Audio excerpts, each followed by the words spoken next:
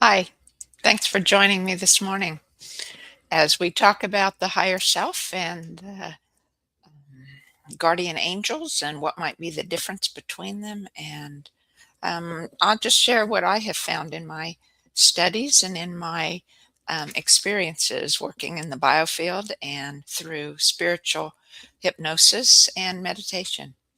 And and you can share with me in the chat or in comments below if you're listening to the replay. I'll appreciate hearing your experiences. So, what about the higher self and your guardian angel? And then, how does the inner self play in there? Is that the same? So, those are things we'll talk about. And where do you find them? Who are they? Can you vibrate at their frequency or have the same voltage they do? And perhaps most of all, why does your soul yearn for that connection? I know mine does. So, and we'll talk about how do you connect with your higher self and what is your higher self and how does connection with your higher self purify your frequency, raise your voltage and increase your intuition and inner guidance. So, my experiences began when I was 4 years old. I don't remember it, but my mom tells the story of I was playing in the backyard. We lived on a farm. We have a half-mile driveway, so she would have known if anyone had come up or not, driven up the driveway. And back then in the 1960s, it didn't happen very often that unscheduled people came around. And so she says I was about 4 years old and I was playing in the backyard and I came running up to her where she was at outside and or maybe she was inside. I don't remember that part of the story.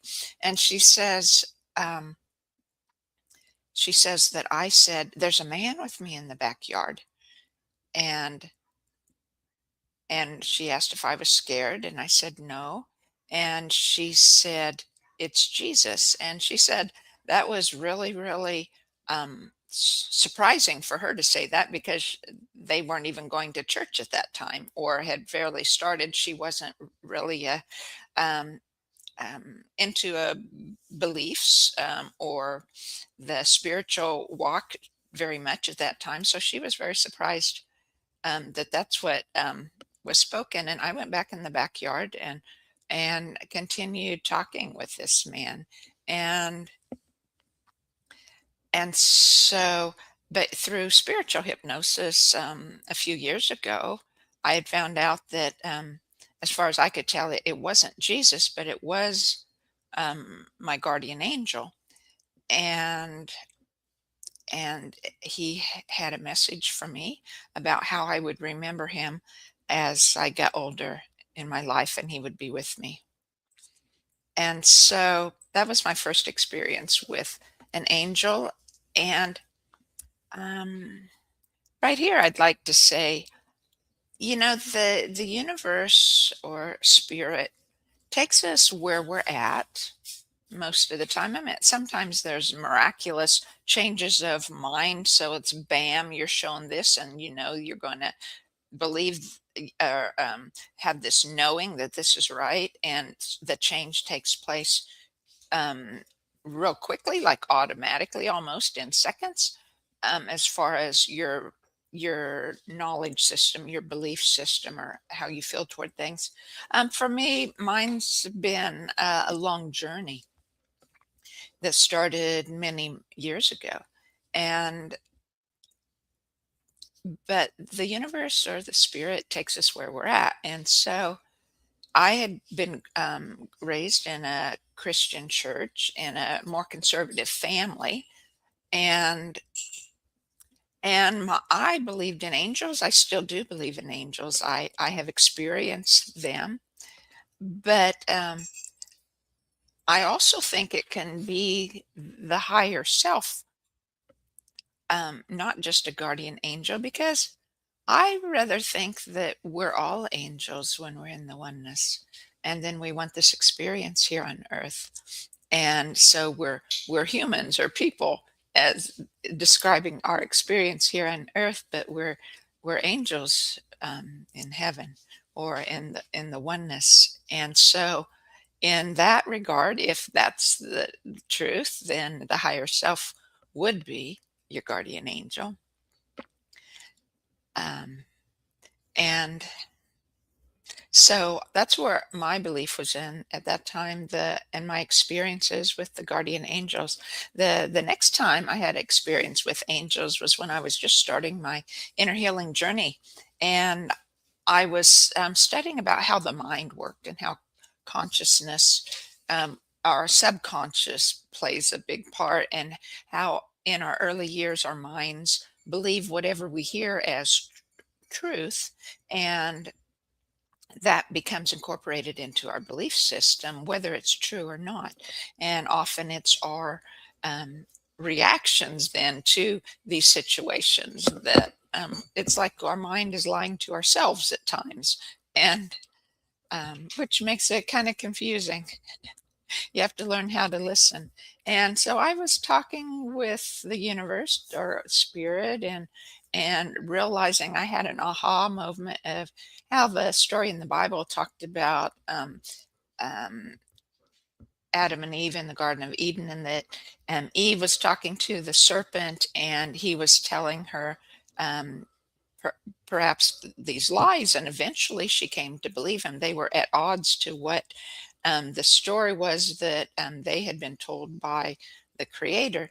And so she eventually believed them, and went against what the guideline had been for them as not eating any apples, and so she had picked an apple. And it dawned on me, well, according to this story, they were new in the universe, right? They hadn't lived forever, so it'd been like perhaps children. Their minds were fresh and new, and it was like us when we're like from gestation to age 7 or 8. And she believed those lies, and so it it was just how her mind worked. It wasn't so much um, of that she was doubting greatly or anything, but it's how her mind worked. And that was my aha moment. And I wanted her to know, because I feel that, if she was a real person, she's got a bad rap through the years. And I wanted her to know that I realized that it wasn't her fault any more than my old stories were my fault. And all of a sudden, I had this knowing that she knew, and an angel stood right beside me. I didn't see it with my eyes, but I could track its energy, and it was very, very close, and it was on my right side, and big, tall being of energy. And I knew I was safe and protected, and that this was good. These thoughts and questions I was having, and um, then. Um, After that, I experienced many times when I felt what I still called my guardian angel. I called him Gabriel, which means message from God, and really, as the higher self, that is their role, right? They're it's the messenger, it's the route through which we receive the truth of the universe, the truth from the creator, our own truth, and and standing in that truth. And this what I called my guardian angel was usually within like 6 foot, about the range of my biofield from me. Sometimes it felt much closer. Um, Most often it was on my right side, but other times it felt like in front of me or slightly to the not on the right side. And 6 foot away was about the distance. Maybe once or twice seemed a little further. Um, but so that was and they had messages for me. That was my experience with the guardian angel, and they brought me truth. The angel gave me messages to help me in my spiritual journey, and to understand what was going on in my life, and how the universe works. And then I came to experience what I would call the fallen angels and found that there was a big difference in their vibration from my guardian angel, which was always love and light, basically joy, the primary high higher frequencies of the universe, love, joy, gratitude, curiosity, and wonder. Those were the vibrations I felt in the universe around me when I put my focus in this on the energies around me, not on what I could see, but on what I could to feel around me and see beyond what my eyes could see. And so I felt this vibrational difference of the I felt in the guardian angel. It was that I was safe. There was safety and love and protection and joy there. And in the fallen angels that I felt, they were not that way. They were hierarchical. They were ordering me to do something. They were um, uh, not necessarily. Some were angry. Some were just very forceful and wanting what they wanted done. And I experienced them through, at times during the biofields, I would be um, helping ancestors clear, ascend after the sessions. We would do the biofield work of the clearing those old ancestral patterns within the client. And then I would help the ancestors ascend to the oneness, those that were ready. And then after that, sometimes the angels would come, fallen angels would come to um, go back and transition back into the oneness. And that was a beautiful thing. And sometimes the fallen angels came with um, that anger and resistance and telling me to stop what I was doing and things. And I call them fallen angels. Um, in the way that their voltage is lower. Perhaps their vibration is lower too. The front, if you consider the love, joy, gratitude, and higher vibrations, even than that, awakening or knowing of the oneness or feeling that oneness, very high vibrations that more spirit related versus the more of the ego or body physical vibrations here on earth. And so it's different. Their voltage is different. The fallen angels voltage was lower, but it was also that their mindset was much lower. Their mindset was not of what you'd say God or spirit or pureness. Their mindset is of hierarchical, of coercion, manipulation, injecting fear into the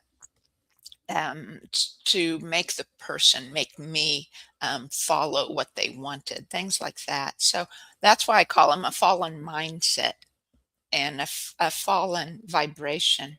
And I could feel that. And not all of them came angry or mad or anything. Sometimes they came, but they were ready to ascend into the oneness, like I said, with my help. And other times, there was once or twice where one was in the yard and they wanted to um, hug me or wanted to be good, or perhaps they were just wanting to deceive me. But I felt that they truly wanted to, but it was like stepped near that energy and I did embrace it.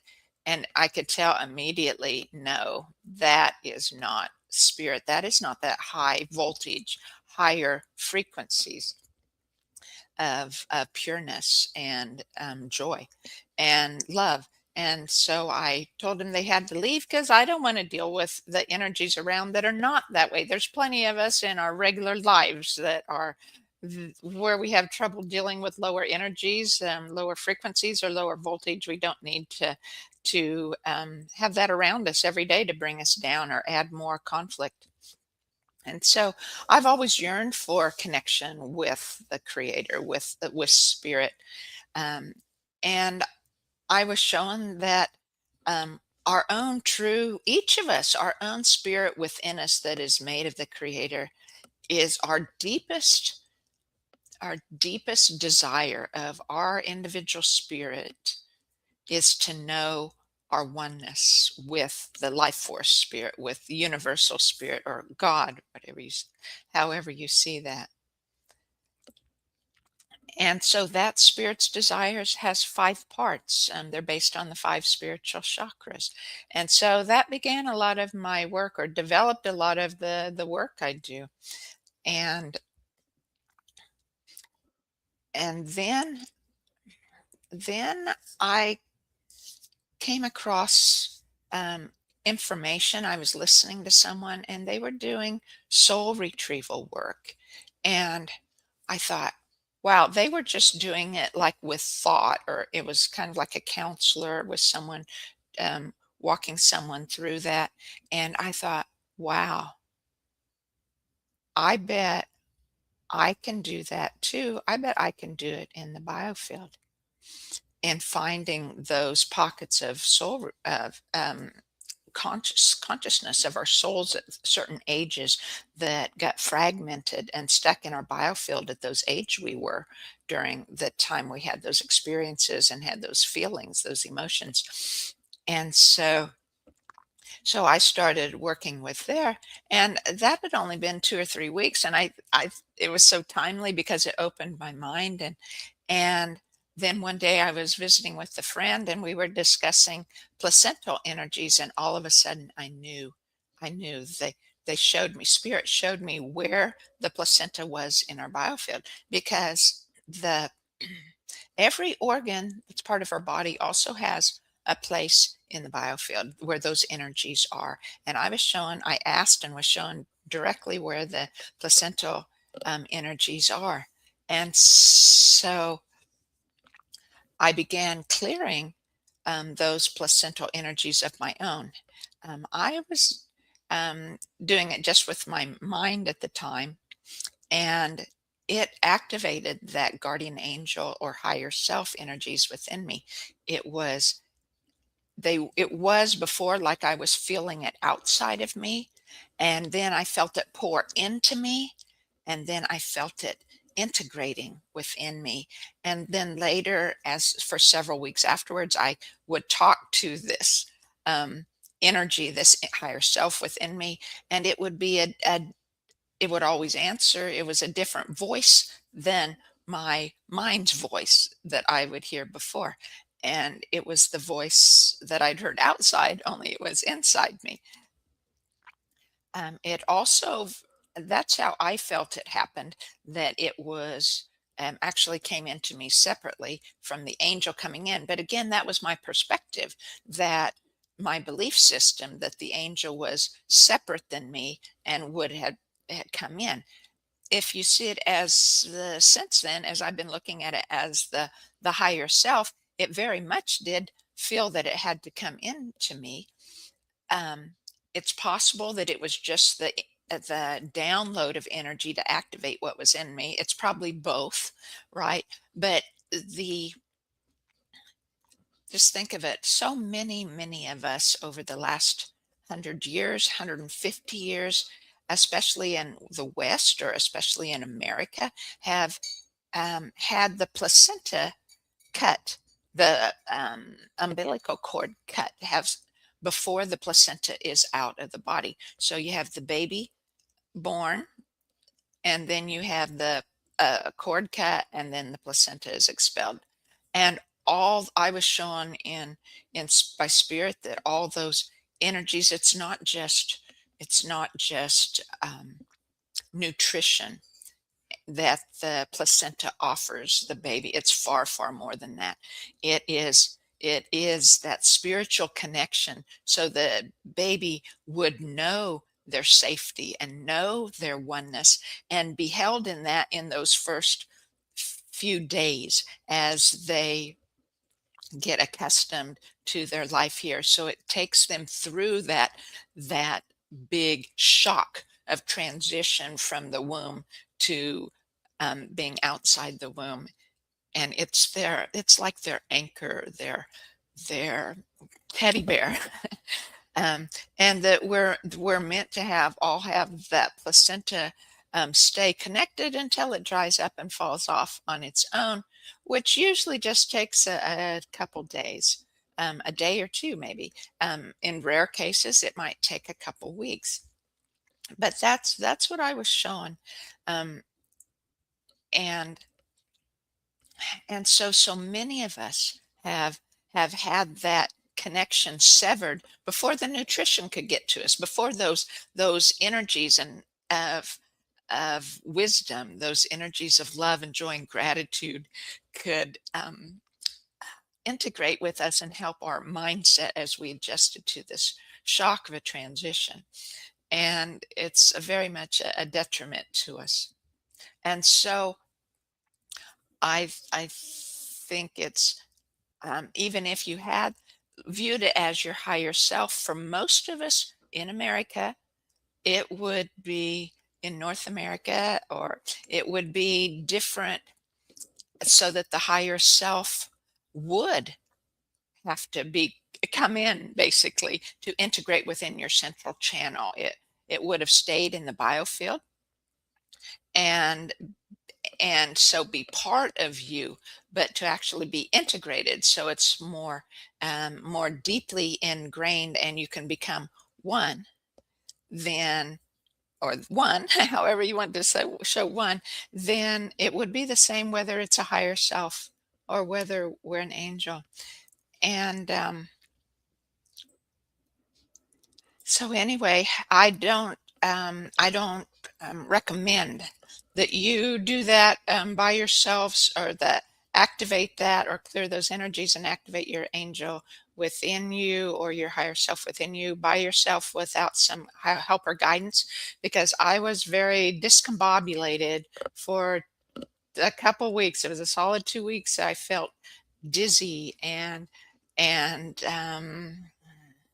just out of whack, out of balance, and highly emotional. And I think it's because that the angel higher self is such a higher voltage than ours, as well as being uh, perhaps much more um, percentage of the higher frequencies of love, joy, gratitude than what our mind often in our busy lives, than what our mind for most of us allows us to feel a good portion of the time, right?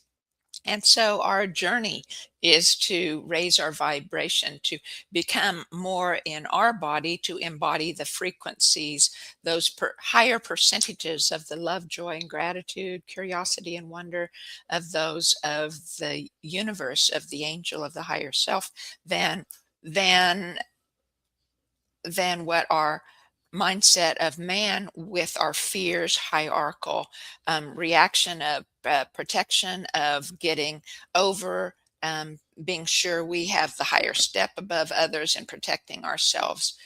And that's how our mind was made, to protect ourselves. And so our mind is, I'm not saying it necessarily as something bad. Those feelings are to protect yourself, and the feelings are good. It's for information and knowledge, so we can make better decisions. But often we don't. We just run with those reactions, and then we're um, ourselves using coercion or manipulation to um, clear our path ahead, or to get people out of the way, or to get what we want in life. And we don't even realize at times that we're doing things that way. But now that I was shown then, after I did this and was working through this discombobulation, and a few of my good friends and clients really wanted this too. So there was three or four of us that did this close together. They wanted what I had found, and so we they did too. And several of them experienced this discombobulation feeling also, or just um, an out of whackness for a while. And so I don't recommend this at all, that you do it by yourself, because it could very well leave you kind of feeling stranded for a while and discombobulated.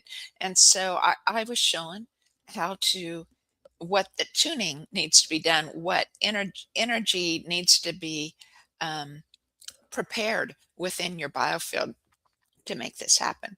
Because I was also shown how the placenta, physically, it's the connection with the oneness, right? It's the connection with the mother, but also with the life force. And so this is represents that spiritual connection with the angel, or guardian angel, or your higher self. The placenta represents that. The the fetus represents us in the middle of our biofield, right? And our central channel flow. And the womb represents the biofield. And so I was shown how what needed to be amplified and activated and integrated, so that then when the higher self, the placental energies were cleared, and the higher self and guardian angel came activated within us, that our bodies could handle that, and it wouldn't leave us with that discombobulated emotional state. And so that's what I was showing. Um, that and now I believe that the higher self and the guardian angel are probably the same, and that it's our spirit within us, made of the Creator, that still knows all the things of God, and has the pureness of the oneness. Now I see the inner self, because I've talked to the inner self before, and feel have felt that guidance as separate than what I felt the higher self or the angel guidance in. And so I think the inner self is um, just that, if you call the single unit of the connection with God, not the amplified, not that a connection, not that extra wisdom that we're meant to walk with always, that was is part of us. We were just left with a single part, not with the wholeness of it, when we're separated at birth from the placenta. And because wisdom was lost, wisdom was occulted and lost, and parents knew how to, everybody in the communities at some point in time knew how to hold these spirits desires, how you could hold them for your children before they were born, how you could hold them for each other, how you could use that to guide your child, and to um, train them in the way they should go, as the phrase of in the Bible goes, so that they would know that that they were guided, that they had this angel higher self, that they were always a unit, that they were always one. And they had those, left the during birth, left the placenta attached. At some point, that's how it was meant to be, and that's how it was. And then things changed, right? And so um, by activating then that, go back, my experience then with soul retrieval, and finding those fragments of ourselves that were in the Bible, in our biofield. That's what led to me of thinking of the placenta, and finding those energies, and releasing the guardian angel, or the higher self energies of the of spirit, that would have been fragmented from us there. And so since then, at first talked to the guardian angel um, daily. I wanted to focus on keeping it activated, keeping it integrated, keeping my voltage high, to allow that integration. And I would hear that voice separate than my own voice, but I knew it was different, because, well, I could feel the frequency difference, or the voltage difference. I could also feel the wisdom different, and eventually that um, being able to hear the voice, it slowly became so I could hear it less and less. And after a year, I couldn't hear it at all, or maybe it was even 6 months. I could hardly hear it at all, separate than my own, but I could feel the deepening and the broadening of my own wisdom and um, intuition. And so now it's been 2.5 years, I believe, since this happened.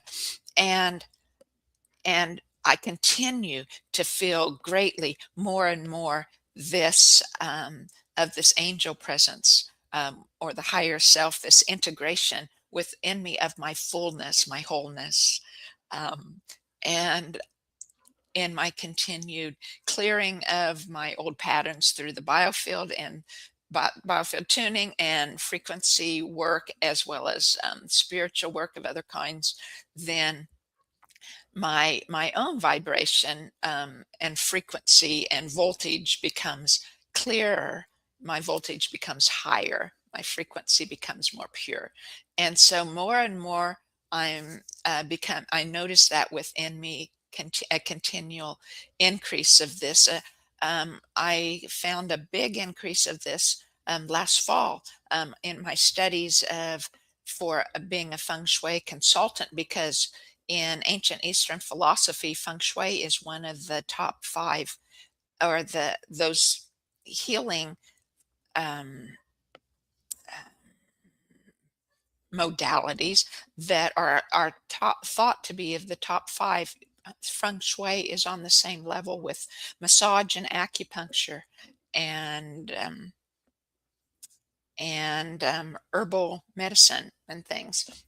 It's it's on that level, and the healing that can happen because your home allows the full flow of chi is beautiful. And as part of that, I learned the angelic feng shui healing modality, and that has greatly then amplified the angel properties within me, because I'm using those angel energies daily, and it's been beautiful. And so, anyway, um, but I wanted, so I was shown then how to activate this connection and amplify it within you, prepare your body to receive it and allow it to happen, and so that you could have this experience too of seeing how um, it changes your intuition. And it's not like a big um, firecracker, a big change, huge changes right away. A couple of my clients have noticed um, big breakthroughs within a few days or weeks of things happening, and they notice these breakthroughs or breakdowns of their emotions that were breakthroughs, because activating this and integrating this higher voltage within you raises your own voltage.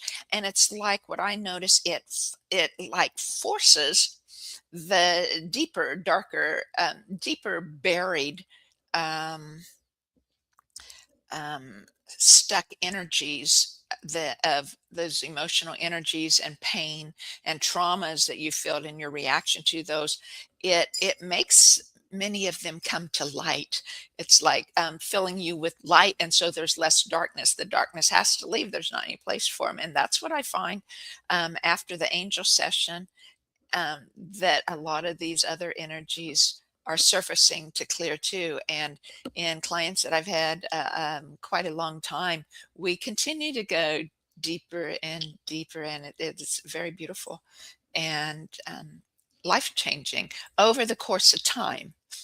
It's um, to that's I'm saying a lot of it's the integration, becoming one with this. It takes your participation also, or I should say, it might not take it, but if you're not using it, it goes dormant again. It would still be in you, but those energies, those pathways of communication, just aren't being used, and so they'll become rusty, or you won't hear them as easy or feel that guidance as easy if you're not consciously um, continuing to clear your own pathways or keep your own pathways clear, and um, spending time in meditation or in clearing the hemispheres, the communication.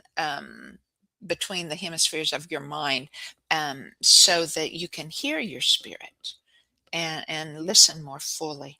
And so that's our job as part of that. And the more you can do that, the more you'll feel that connection within your body, within your own intuition and guidance. And so I did find there are some frequencies that are most commonly associated with the higher self, and the 852 hertz is often said to awaken intuition and return you to spiritual order. It's part of the Solfeggio scale, or Solfeggio, however you pronounce that, and return you to spiritual order, dissolve illusions and fear, and open communication with your higher self or all encompassing spirit. The 963 hertz is often called the higher consciousness or God frequency of it activates the pineal gland. Frequency is what it's thought. It's associated with connecting to divine oneness, spiritual awakening, activating the third eye and the pineal gland, or the pineal gland, however you choose to pronounce that, and accessing the higher states of consciousness or your higher self. And I have to say, I have not used either of those. I've used my regular biofield tuning set, although I do use the 432 that I find wonderful for healing. And the 432 is the third primary um, um, frequency or hertz that's thought to be part of the higher self connection. It's the natural or universal tuning, or used for overall harmony and higher self connection. And I have found it beautiful for that too. So I do use the 432. I haven't used the other, and I'm able to do what needs to be done to allow that to happen and to integrate those energies also.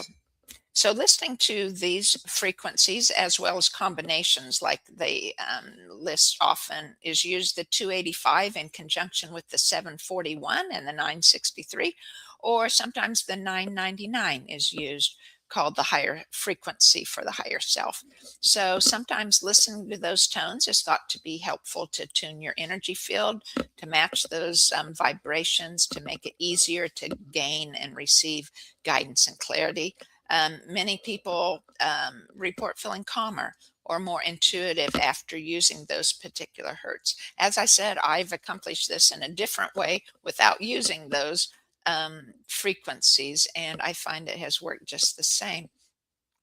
Um, so I just wanted to talk just a little bit about how sessions with me will activate your higher connection. So, in my sessions, I do dowsing. I hold dowsing intentions.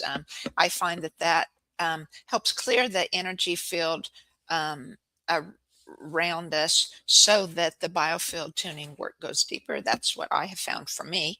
But again, the universe uses what we have. It takes what we bring to the table, as I like to say, and uses that to make it happen. So other practitioners um, may accomplish the exact same things in different ways, because we're different people, and the universe is using how we are made, how we see life, that to make things happen in the opportunities that come to us. And so I do the dowsing, I do angelic feng shui in each session too. I also do the biofield tuning, and in addition to using the forks, I use toning, I use spirit language, and I use the healing energy in my hands that allow a lot of the energy grid to be restored, repaired. And so I'll activate and amplify your spiritual chakras and amplify your intuition in these biofield tunings that allow for the angel integration or the higher self integration to take place. So in these sessions, and there is more than one session required that I have found to integrate all these energies and make them all happen. And so you clear the placental energies and activate that angel connection and integrate it and balance and harmonize your womb. and your own flow and your own central channel. So all the sessions that we would do have ancestral clearing. All of them have ancestral ascension. We would do the ones that require the angel sessions, and then there would be an additional few sessions that would be to allow for that deeper healing to take place that I said, where when the light shows up, then more darkness is ready to clear. And so I don't want you just to get the angel and stop. I want you to take advantage of those to make changes in your energy flow and permanent changes in your voltage. So we'll go stay together a little bit longer to do those sessions to help the deeper healing. So that's how I see the higher self, the guardian angel. Those are my experiences that have come to me in my inner healing journey, and I would love to help you experience some of that too, and bring those changes into your life as well. So you can contact me through my website of ancestralriver.com there through the contact um, page, or you can, if you're on my mailing list already, then you can reply to any of my emails and I'll get the message, or my social media accounts if you follow me there. So thank you so much for sharing this time with me, for hearing part of my story, for hearing um, what I've been shown by spirit and what I'm passionate about and what I'd love to share with you and share with the world. So thank you. I'll, I hopefully you can join me on Friday late afternoon for the next Old World tuning, where we'll amplify, activate, restore, repair, and renew the energy grid that connects us all and connects all the old world waters, trees, buildings, ley lines, and the ancestors. So thank you. Bye bye.